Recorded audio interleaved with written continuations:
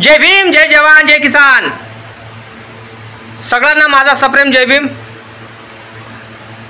माझ्या कानावर उडती बातमी आलेली आहे की एससीचं आरक्षण धोक्यात आहे.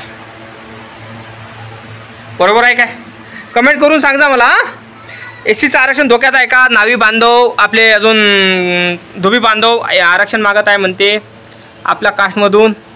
तर त्यांना माझं एकच म्हणणं आहे, दादा आरक्षण पाहिजे असेल बिंदास घ्या आरक्षण, आम्ही तुम्हाला अडू शकत नाही.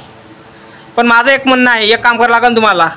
एससीचं आरक्षण घेण्यासाठी अगोदर तुम्हाला ढुंगणाला फळा आणि गळ्यात मडकं घालावं लागेल, तेव्हा तुम्हाला आरक्षण भेटू शकते. आमचं याचं असं भेटणार नाही. कारण तुम्हाला अगोदर शूद्रपणा लागेल ना, शूद्राची जिंदगी जगा लागेल ना.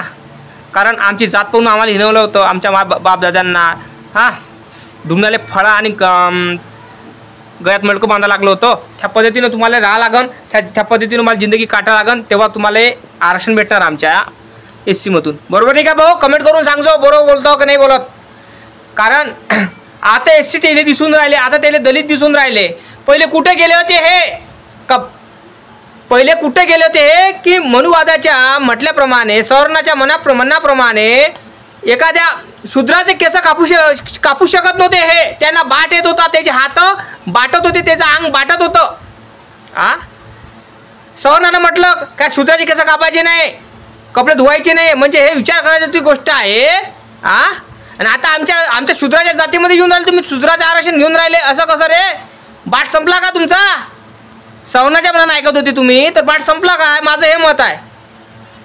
पूर्वी काळी आमच्यावर एवढा अत्याचार झाला. अरे आमच्या जात पाहून आम्हाला आरक्षण भेटलं. कोणी म्हणतात तर तुम्ही दलित आहे म्हणून तुम्हाला आरक्षण भेटलं. अरे दादा आम्ही दलित आहे म्हणून आम्हाला, आमची जात पाहून आम्हाला हिनवलं रे.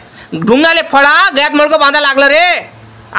इथं तिकडे फिरण्याची उजागिरी नव्हती रे आम्हाला. सडावर कोणाच्या सड्यावर जायची उजागिरी नव्हती रे, बोलाची उजागिरी नव्हती रे. आमच्या आई बहिणीचे अवयव पाहायला यायचे, किती मोठे झाले कमी, किती काय सांगू तुले. आणि तुम्हाला याच्यातलं आरक्षण पाहिजे आमचं.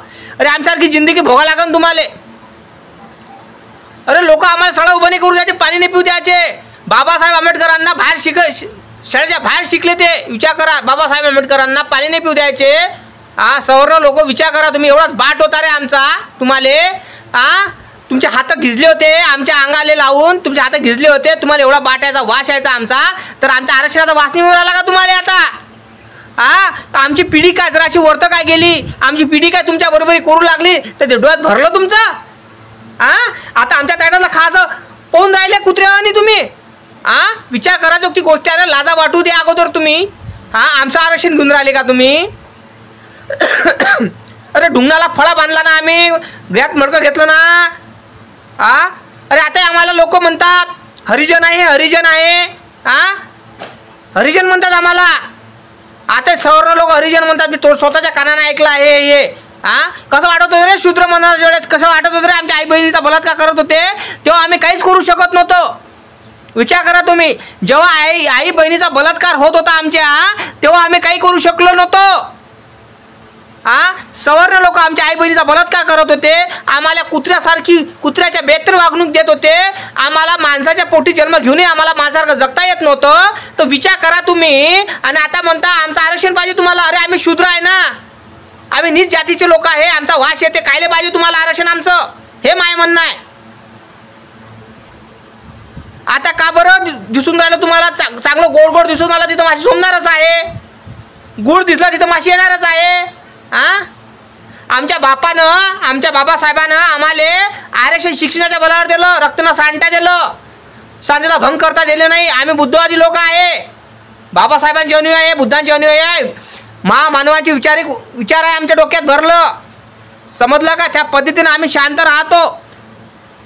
आणि माझं एकच म्हणणं आहे का आम्ही शांत आहे, शांत राहू द्या.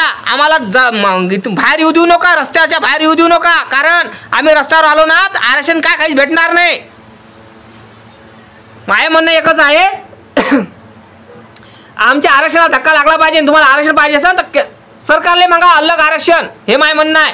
आमच्या एससीचं आरक्षण तुम्हाला भेटणार नाही म्हणजे भेटणार नाही. कारण त्याच्यासाठी तुम्हाला शूद्राच्या जातीत जन्म घ्या लागन. त्यासाठी तुम्हाला शूद्राच्या जातीत जन्म घ्या लागन, शूद्र म्हणून समजा लागन, शूद्र म्हणून तुम्हाला त्या पद्धतीनं जगा लागन, शूद्र म्हणून हिनवा लागन स्वतःले, शूद्र म्हणून तुम्हाला गळ्यात मडकं ढुंगाले फळा बांधा लागन, कुत्र्यापेक्षा बेत तुम्हाला जिंदगी जगा लागन, तेव्हा तुम्हाला आरक्षण भेटणार. तुम्ही भोगले का हे? तुमचे बापदादे भोगले का हे? नाही भोगले. आता आमचं आरक्षण दिसून राहिलं का? आमची एक पिढी वरतं काय गेली, साहेब काय बनवून राहिले, मंत्री संत्री काय झाले, तर ते मला आरक्षण दिसून राहिलं आमचं. काय? अरे माये म्हणणं एकच आहे, माये म्हणणं एकच आहे का तुम्हाला आरक्षण पाहिजे असेल तर ढुंगाले फळा गळ्यात मडकं बांधा, तेव्हा आरक्षण घ्या. समजलं काय? आता आरक्षण भेटणार नाही दादा. हा जोडून विनंती करतो, कारण मी जातीवादी करणारा माणूस नाही आहे, जातीभेदी करणारा नाही आहे. कारण माझ्या बापानं सगळा जातीचा अभ्यास केला आहे, धर्माचा अभ्यास केलेला आहे, शेकडो पुस्तकं वाचलेले आहे. त्याचं लेकरू मी बोलून राहिलो दादा. त्या कारणामुळे सांगतो की तुम्हाला आरक्षण पाहिजे असेल तर आमच्यामधून नोका घेऊ. भरपूर लोक आहे, त्याच्यातून आरक्षण घ्या. आमच्यातून आरक्षण पाहिजे असेल तर तुम्हाला शूद्र बनावं लागन, शूद्राच्या जातीत जन्म घ्यावा लागन. समजला काय? नीच म्हणून समजावं लागेल. मी काय सांगून राहिलो? अरे कुत्र्याच्या बेहत्तर जिंदगी जगलो आम्ही. कुत्रे तरी आता आजकाल कुत्रे मोठ्या मोठ्या घरच्या लोक मालकीने कुत्रे पकडत होते, त्याच्यापेक्षा बेकार जिंदगी जगलो आम्ही. समजलं काय? आमच्या आई बहिणीचे बलात्कार केले, आम्ही काही करू शकलो नाही. आम्हाला चढानं बांधलं, साखळी दंडानं बांधलं. आम्हाला आमच्या पूर्वजाला मोठ्या मोठ्या दंडानं येणं मारले आहे, चाबूकनं मारलं आहे. माहिती आहे का तुम्हाला? त्या बाबासाहेब होता म्हणून आम्ही जाग्यावर तरी आलो, नाहीतर आमची जिंदगी अजूनही बेकार झाली असती. कुत्र्यासारखं आम्हाला लोकांना समजलं असतं. समजलं काय? तो बाबासाहेब आंबेडकर होते, जन्माला आले परमेश्वराच्या रूपानं आणि आम्हाला मातीचं सोनं बनवलं. आता तेच सोनं तुम्ही हिसकावून राहिले आमच्या जवळचं. काहून आमची बरोबरी करणं नसन हो, तर माझं एकच म्हणणं आहे, शिका, संघटित आणि संघर्ष करा. शिका अगोदर. मला एक सांगा, जय भीम कधी म्हटलं तुम्ही? जय भीम हा नारा कधी दिला? माझ्या बांधवांना दिला काय? नाही दिला तुम्ही कधी.